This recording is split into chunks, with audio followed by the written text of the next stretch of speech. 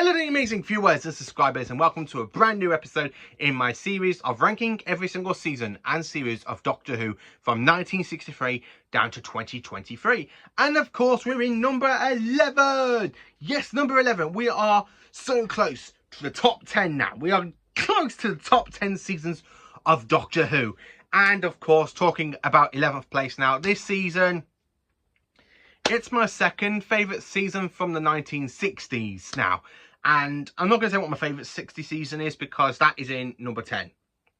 I'm not saying what it is. So if you want to check out what other 60 seasons I've said, go and check out the previous videos I've done for this series starting from last January. So this season is, of course, no other than Doctor Who's Season 4. Season 4 was broadcast from 1966 to 1967, starring William Hartnell as the first Doctor for two main stories, aka 8 episodes only. And then, of course, the rest of the season is Mr. Patrick Troughton, which I do enjoy. I do love Troughton's Doctor. He's incredible. He's amazing. He's just brilliant. So I'm going to talk about the stories first, and then before I talk about what my favourite story is from this season. So the first story of the season is, of course, the Smugglers. Now, this story is entirely missing, and when I did my announcement video, because it has been announced that it would be coming out in animation later this year, I accidentally picked up the Savages because I actually thought I had the Smugglers, but it turns out I had the Savages, not the Smugglers, which is why I picked up the wrong CD, which I am sorry about. So I have got nothing of this story. I own nothing of the Smugglers, so I'm quite looking forward to seeing this in animation, as it's my first time experience this missing 1960 story. So the next story of the season is, of course, the 10th Planet, which is, of course, the introduction story to the Cybermen, and of course the final appearance of the first Doctor, William Hartnell, because his body is getting really old, so it's about time he had a younger new body. So this story, as I say, is of course the 10th Planet, which I have got here, and I have got it in Doctor Who, which is just up here, the Regeneration box set. So this story sees the 31st appearance of the Cybermen. We have Mondas, and of course we have the first Doctor for episodes 1, 2 and 4, because I think he became really ill when they were filming part 3. So I think he was ill at the time, so because his health was getting really bad at this point. So I believe he never filmed episode 3, but at least we have him for 3 episodes out of 4. And unfortunately, the 4th episode is missing as well, but it was animated for us Doctor Who fans to enjoy back in 2013, 2014, around about that time period. I absolutely do love this, and I have watched this DVD absolutely endless. I've watched this DVD because I think the 10th Planet is a brilliant story, and I am really wanted to have this in my collection for a long time, so I can actually sit down and actually watch the Regeneration. Now, you can actually watch this with the Telesnap reconstruction as well, or you can watch it with the animation. I've watched it with both. I prefer the animation over the Telesnap reconstruction, but it does have the surviving footage of the actual Regeneration at the end of the actual Telesnaps. So that's a bonus there. I absolutely love this story. It's brilliant. The next story, of course, is no other than the second Doctor's very first story, which is the Power of the Daleks. So I'm going to show what I own Power of the Daleks. So, of course, I own the 2016 DVD version here, the 2017 Blu-ray Steelbook, as you can see here. And then, of course, we have the 2020 Special Edition on DVD. And then, of course, the 2028 Special Edition on Blu-ray. So, yeah, I kind of own all 4 the way their story's been released through the Steelbook, and of course the normal Blu-ray, and then of course 2 DVD ones as well. Power of the Daleks, I absolutely love it. It's an amazing story. I'm going to hold up the Special Edition for now. I have to admit, if I was going to say what's my favourite DVD of this story, it's definitely the Special Edition, because the animation looks better than it did in 2016. I have to admit, I absolutely do love this, and the fact that we don't have this in colour, so the only way for you to watch this story in colour is the 2017 Blu-ray Steelbook release, which is good to actually watch it in colour, but I wish it was released with the DVD.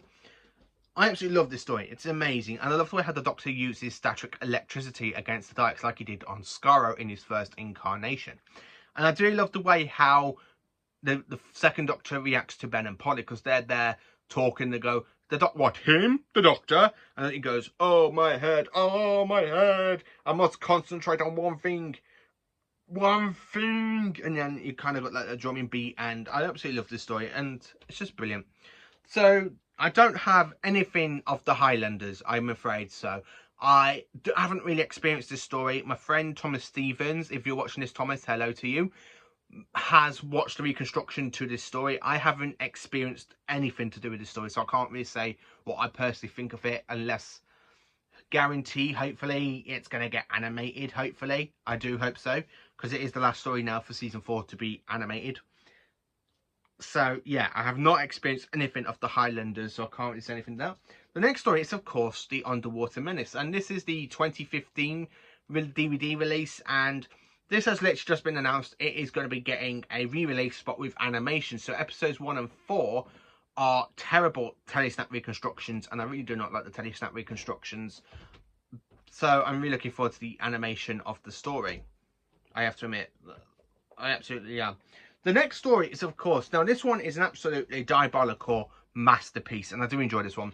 It is the Moon Base, Troughton's first technically base undersea story, and it's the second appearance of the Cybermen, and they have really upgraded since the 10th planet.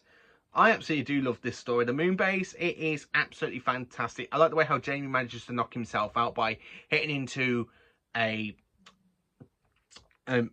lump in the, I can't think of what they call it. I really can't. I know he ends up jumping on the moon, but he ends up hitting his head on the actual surface of the moon, and he ends up being concussed. And then, of course, when he's there coming round and a Cyberman's right there by his bed, he goes, "It's to play paper."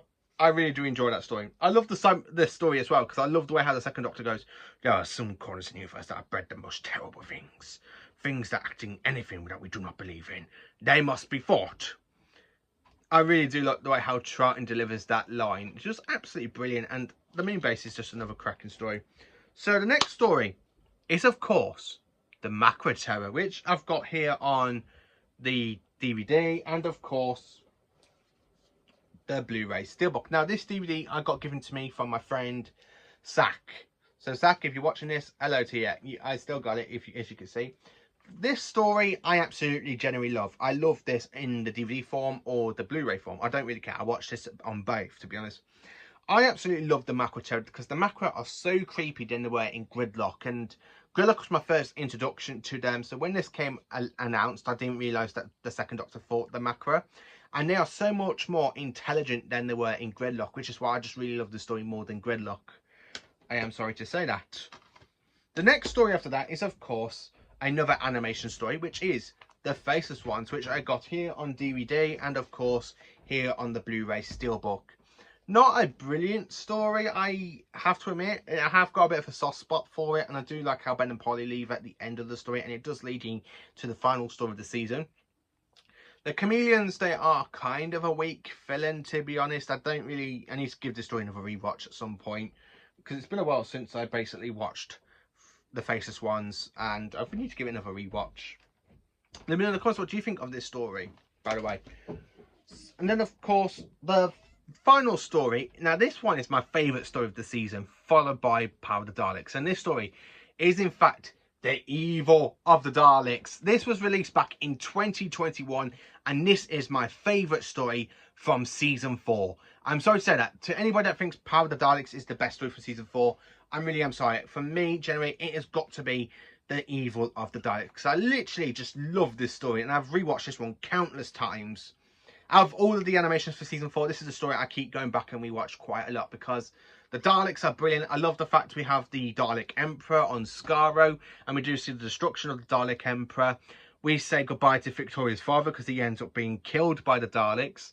And then, of course, we have the Doctor being captured, so basically he can create the human factor in some Daleks, and it is just a brilliant masterpiece, and I do love this story. The animation is superb in this one, and absolutely fantastic. And that is every single story from season 4. I'm sorry, but I haven't really experienced the Smugglers or the Highlanders, so these are the only 2 stories I haven't really experienced. So I am looking forward to the animation of the Smugglers. As I say, it's my very first time of watching that story.